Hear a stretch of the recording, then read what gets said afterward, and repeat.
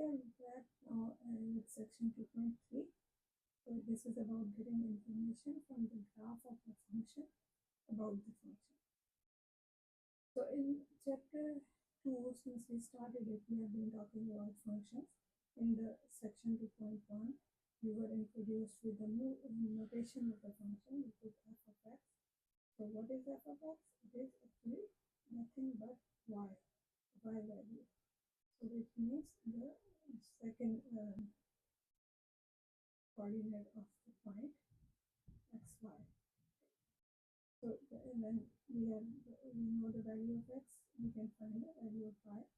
Remember, this is something from before. So now we have seen equations in this form. Y is equal to 2x plus 5, y is equal to x squared minus 3x plus 7, and many other ways. Y is equal to square root of x plus 9. So all of these y's I can replace by f of x or g of x or h of x, for example. So this is the difference. See, if you are talking about three different functions, instead of calling all of them y, you can have them different names. I can call this f of x, I can call this g of x, you can call this unit h of x. So this is just an equation, but you can always replace it with y. So now we also learn how to find the domain of functions, and so we were able to graph the function in the end using all the information that we have. So if we have the information that the function is defined, its domain is given, and then if it's a piecewise function or it's a variable function, we are able to graph it. Now we are going to get we are going to look at it the other way. The graph is given and we want to pull out information about the function from its graph. So the first thing to note is that we can easily find out what is the domain of the function. What we have to do is basically look at the y values, and if we can drop down our verticals as we have here in the for this point, and here let's say A, and let's say this is the point B, and then over here let's call this C, and then call this. So this doesn't matter because the range is going to be the maximum length. Maximum height that the graph can have is over here, so we call it B. So that then we can say from the graph that the domain is. Now notice here we have solid dots here at the ends, which means that the point is included, so we have the square bracket. The domain is this and the range CB. For the range we look at the y values, for the domain we look at the x values.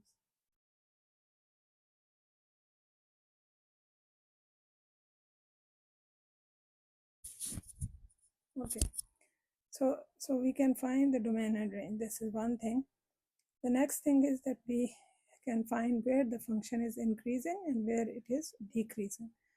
So what is an increasing function? Basically, increasing function, you can say a function is increasing if you walk on the graph of the function. So what do we mean by walking on the graph? Well, start at any point. So we can start at the starting point, which is over here. So we go from, for the x values, we are going to go from left to right, always.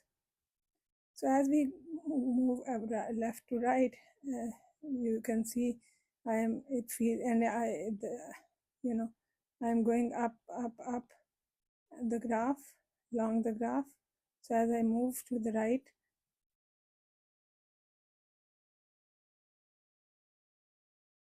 I feel like I'm going uphill.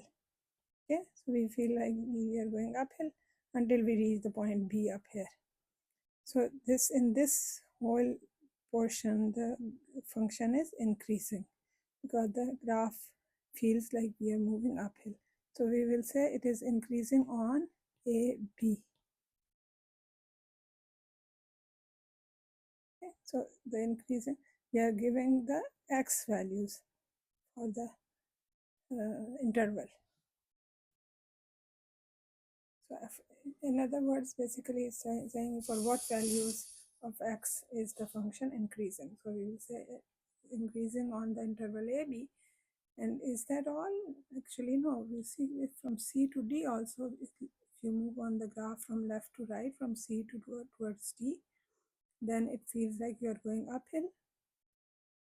So the corresponding values for the points C and D are down on the x-axis, the lowercase c and d. So it is also increasing on C, D.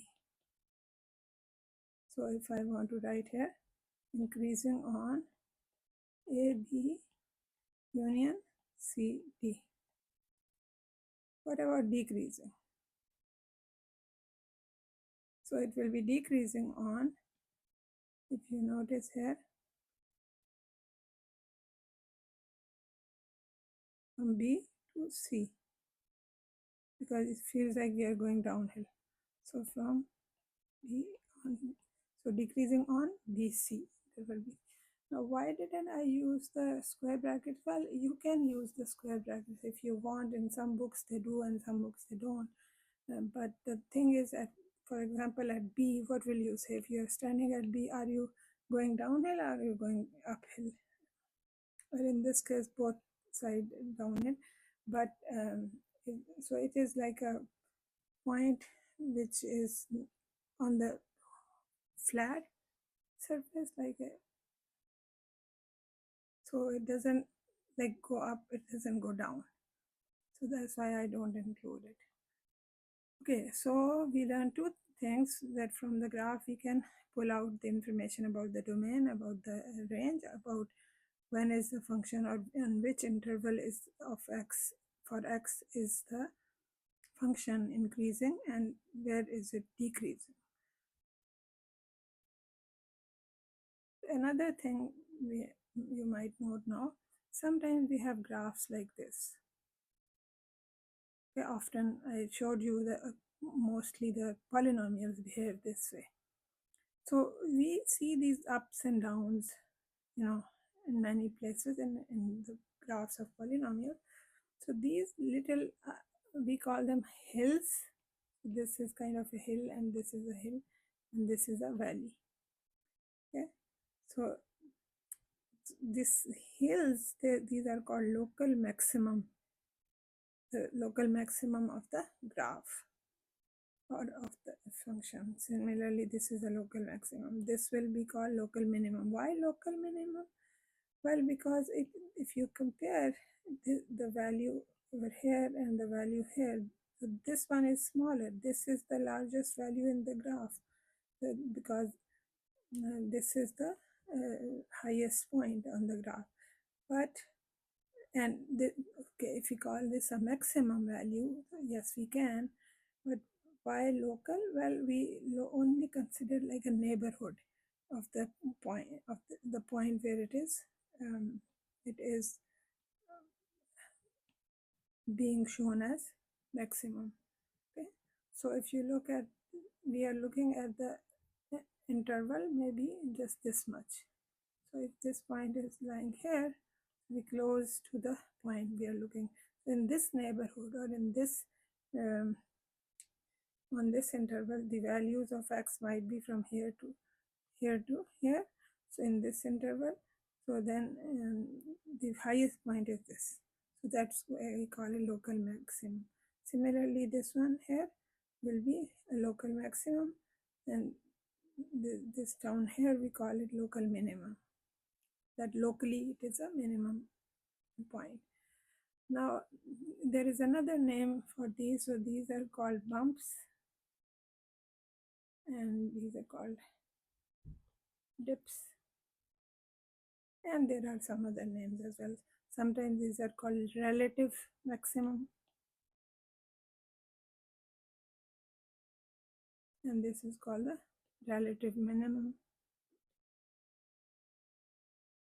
So these are basically just the different information that we can pull from a graph.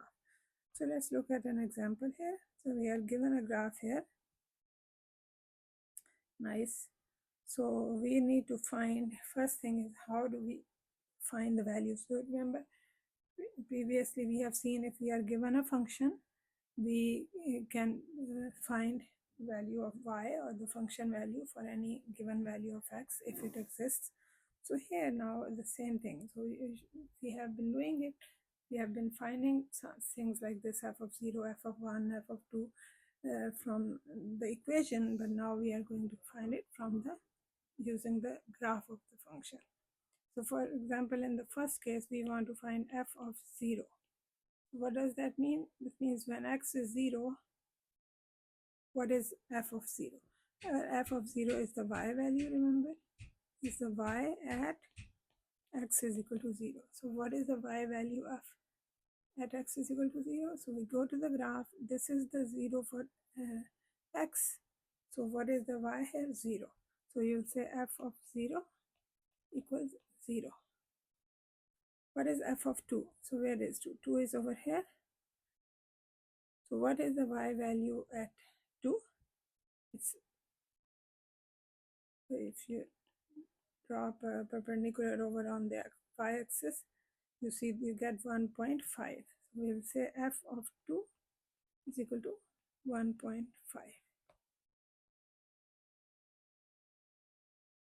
Okay. Next one, f of negative 2. Okay, so this was negative 1.5. F of 2 was negative 1.5, right?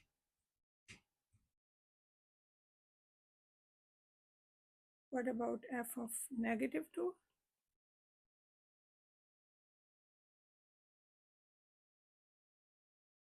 So this is 1.5. What about f of 4? So you see it is coming right here, so 4. So f of 4 is 4. The next question asks, is f of negative 4 positive or negative? F of negative 4. So where are we looking at? The negative 4 is over here, and the y value is down below the x-axis. So we don't care what the value is. We are only interested here. We have just to answer whether it is positive or negative. What did we find? It is negative. So I will say negative. In the same way, f of 6 is positive or negative. So I will let you figure that out. Okay, so you see 6 is over here, and the value of y is over here above the x-axis. So the f of 6 will be a positive value. Okay, for what values of x is f of x equal to 0? So now this is saying what are the x values where the function has the value 0. Now can there only be just one? So for one x value, for one y value, we can have more than one x values. This we can have in a function, okay? But for one x value, we cannot have more than one y values. But for one y value, we can have more than one x value, okay? So how do we figure that out? Well, what does it mean to be f of x is equal to 0? So this means y is equal to 0. What does that mean? It means we are on the x-axis.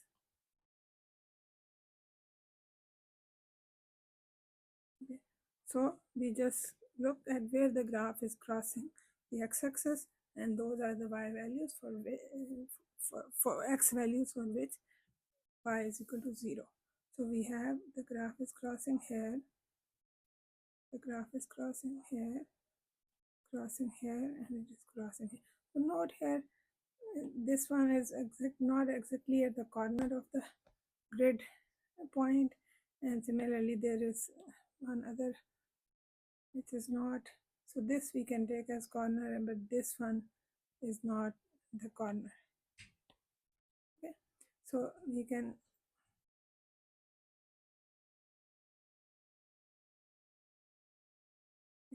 so for so the x values are at x is equal to, this is the at sign by the way, at x is equal to, so y is equal to 0, at x is equal to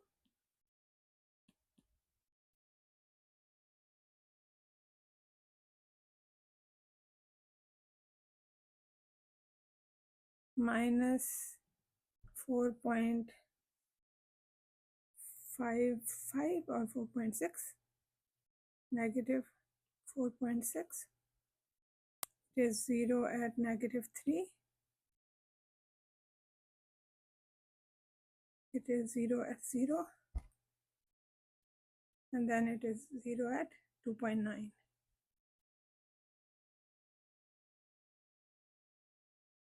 Okay.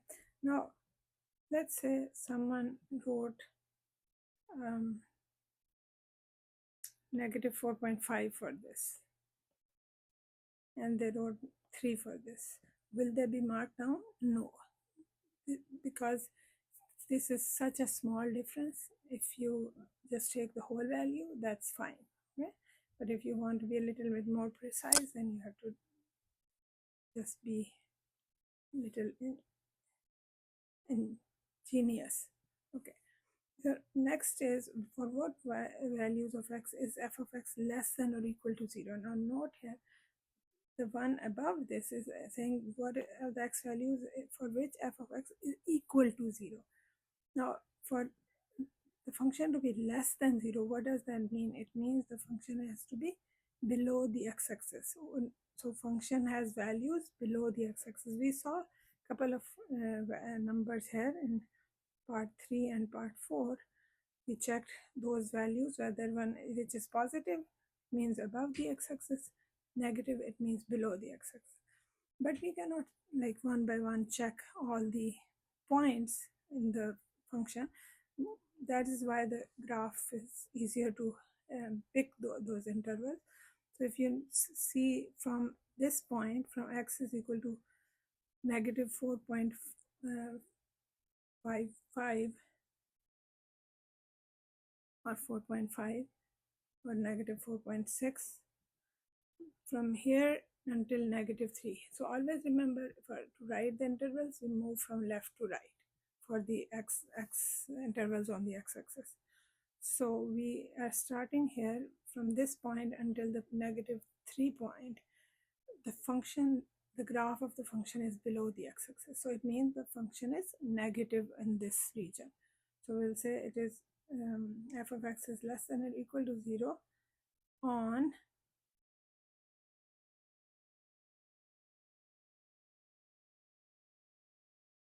the interval, because it's saying less than or equal to, so now we can use the bracket.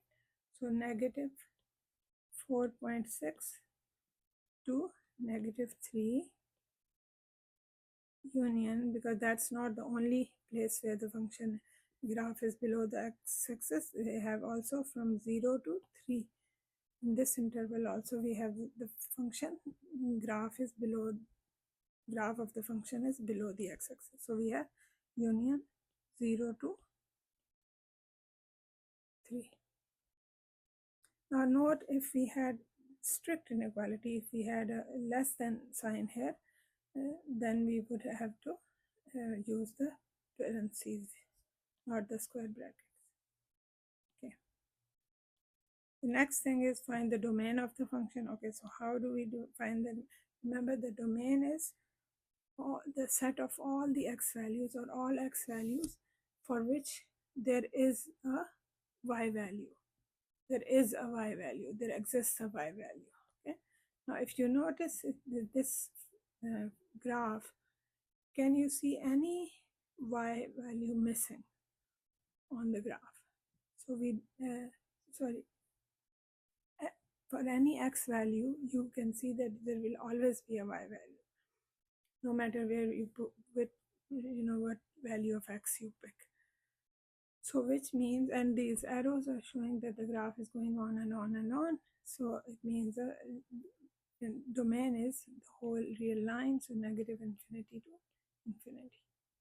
That will be the domain. What about the range? For the range, remember we look at the y values. So we were looking up and down instead of left and right. So we see that this is the minimum value. This is the smallest value that the function will have, which is about negative 3.4, I would say, or 3.3, negative 3.3. So, and then, but above the x-axis to the positive side, we have, it is going to, the y values are going to infinity. So we will have the range will be equal to negative 3.3 comma infinity. Okay. The next is asking find the values of x for which f of x is equal to 3. So now how do we do that? Okay, so one way of doing it is you will take a ruler. For example, I'll take the ruler here, and what we do is we draw a horizontal line passing through 3.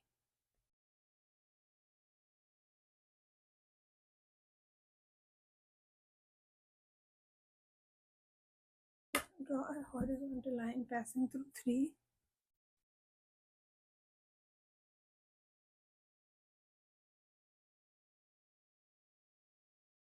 And where the graph crosses it, that is those are your x values. Okay, so this is not working. Okay, now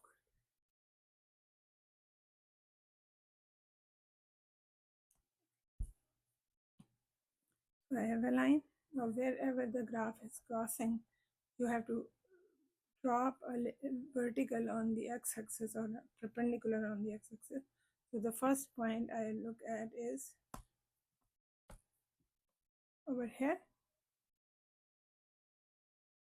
So I'll go down. This x value is when the graph function will have the value 3. And then also this one and this one, and then there is one more.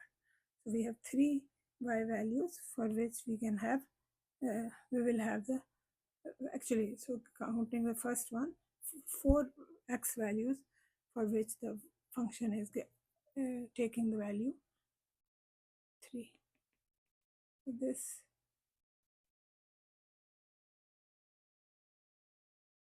okay. So now we say, so x is equal to negative 4.9, and you can say at f of x is equal to 3 at x is equal to negative 4.9 comma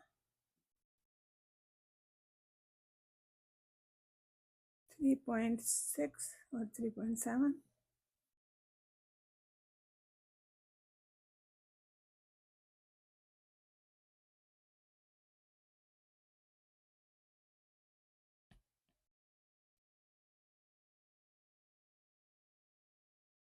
Then we have 4.3 maybe.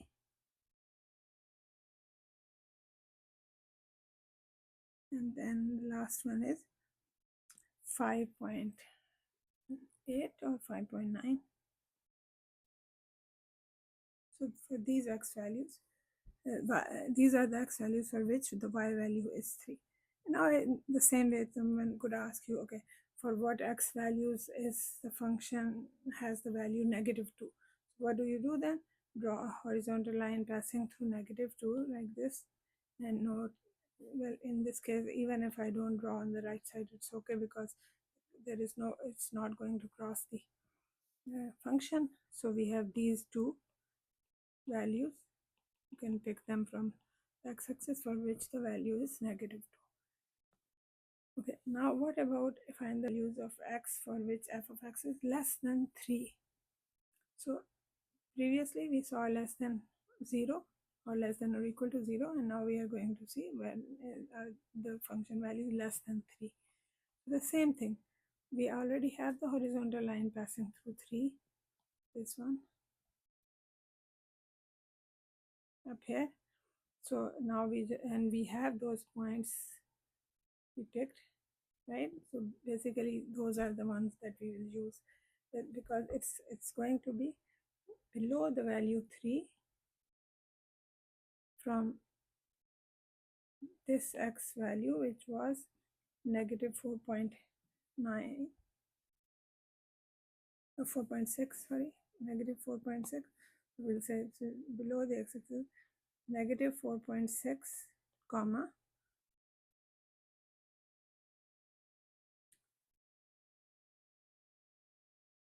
so see now all these values where the graph is going like this, all these values, which is below 3 until we get here, which is 3.3.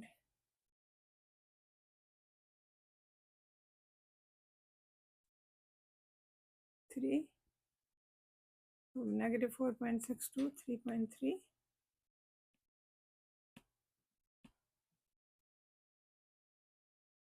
Union. Now notice here I am not using the square brackets, I am using the parentheses because it's a strict inequality here. Okay, then what else?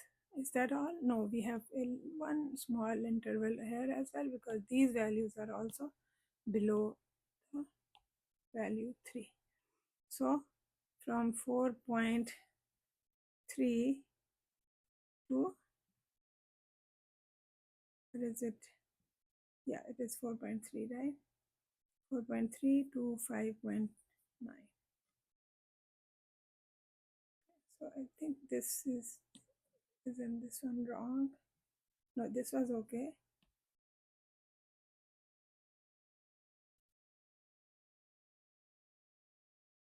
So we say union 4.3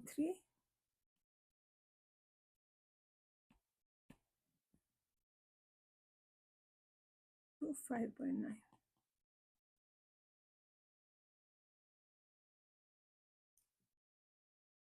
Now the question, state the intervals where f of x is increasing, and then we have to tell where f of x is increasing.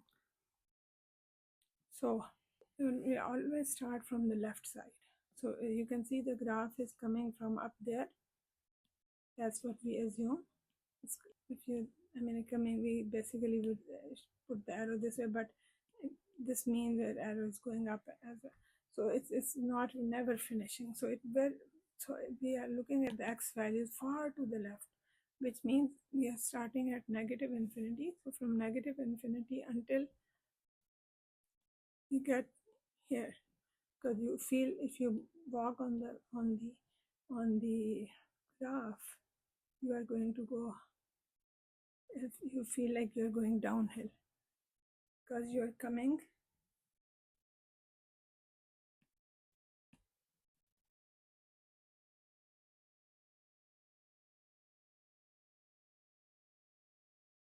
so this was our graph. So now when I walk on the graph, I feel like I'm going downhill, downhill, downhill, downhill, until I get here, and after that it feels like we're going uphill. So it means from negative infinity until negative 4, we are feeling downhill, so it is decreasing. F of x is decreasing when, so I will write it here, decreasing on negative infinity to negative 4 union. Okay, then we feel increasing until we reach negative 2, right? From here until negative 2 we are increasing, and then again we are decreasing. We are decreasing here until here, but then again we are decreasing. So well, we can write it like minus 2 to 2, but it's better to write it like minus 2 to 0 union 0 to 2, because what is happening at 0? Well, 0, it's becoming flat, so you are neither decreasing nor increasing. So you can say union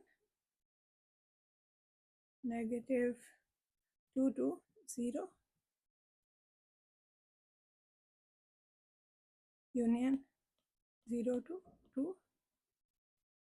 Is that all, or will we have more? Yeah, we have one more interval, which is the decreasing one. So still decreasing, right? So this one is decreasing. So from 4 to 5, it also it is decreasing. So union 4 to 5. Now again, one caution, like if someone didn't write this, instead they wrote negative 2 to 2, you will not lose points. Okay, but I wanted to show you why we say it is we don't include 0. I will tell you in a minute. First, let's finish this. Two parts are left. So next we are looking at intervals where the function is increasing. So increasing, we already saw that increasing on.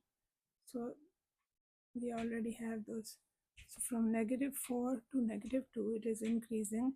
And then from 5 to infinity, it will be increasing. Negative 4 to negative 2, union 5 to infinity. That is where the function is increasing. Okay. Give the local max and minimum values. Okay. So always remember, when the question says give it the local minimum and maximum values, it means the y values. Okay. So we will say local max, local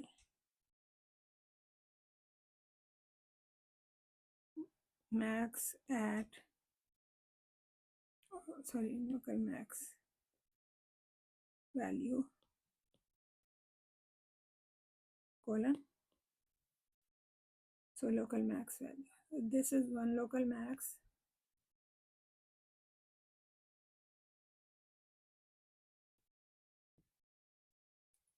This is a corner. Okay, this we call a corner, but this is also a local max.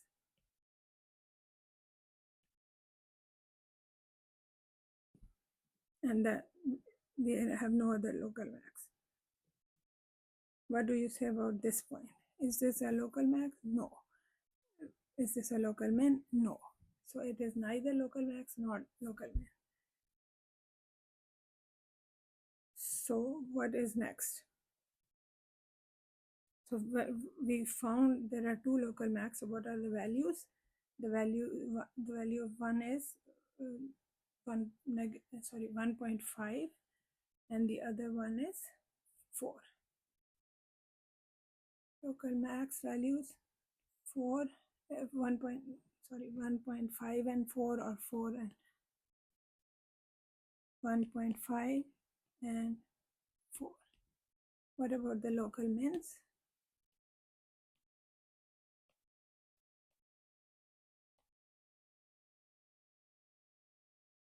If the question says give the point, if the question is where are the local mins and local max, then you will get the x value if they say where, or if they say give the local max and min, then you can say okay, it is 1.5 at x is equal to negative 4 negative 2, and it is 4 at 4 at x is equal to 4. But here these are the y values, not the x values. Okay, remember that. Okay, so the next one is minimum value. So local min values, one is over here, which was I believe negative 3.3.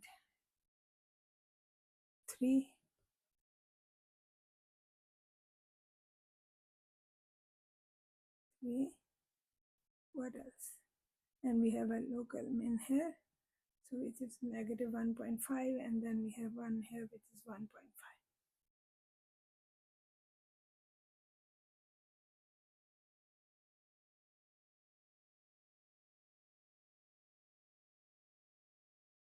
These are the local min and max values, and so we are done with this. Now one thing I want you to note is, and this is something which you will see in calculus 1 a lot. There is something happening to the curves. If you think of like when a graph looks like this, remember in the parabola we say open up and this is open down. So when you see such shapes in graphs which are not parabolas but a graph like this one, for example, here if I erase this again,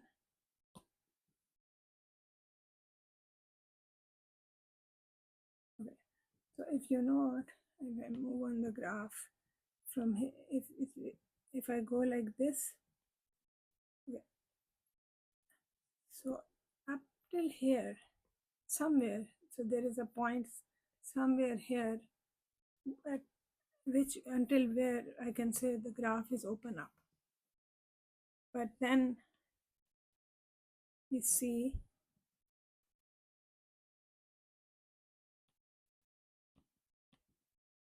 something like open down, and not until here, because can you see here also again it feels like open up. Okay, I think maybe I should use another color, not this one, maybe blue. Okay, so this is open down, but if I go here, so there is this portion of the graph which doesn't look like open down, it looks like open up. So why I'm saying open up? Because these are not the only shapes or way we will look at the open down, up or open down. So open up means a graph open down means it has this shape, or it has this shape, or it has this shape. Then we say it is open down. And open up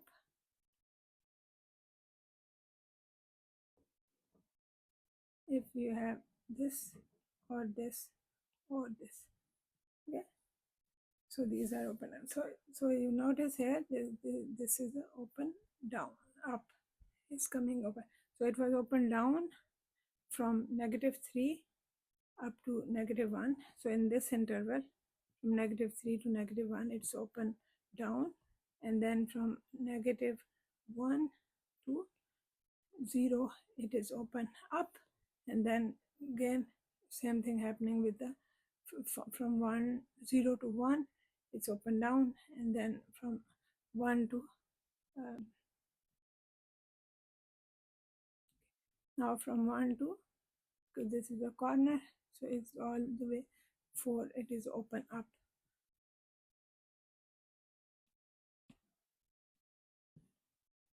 Open down here, and then this was open up. So I'm using different color for open up and different color for open down. Okay, so there, this is open up again.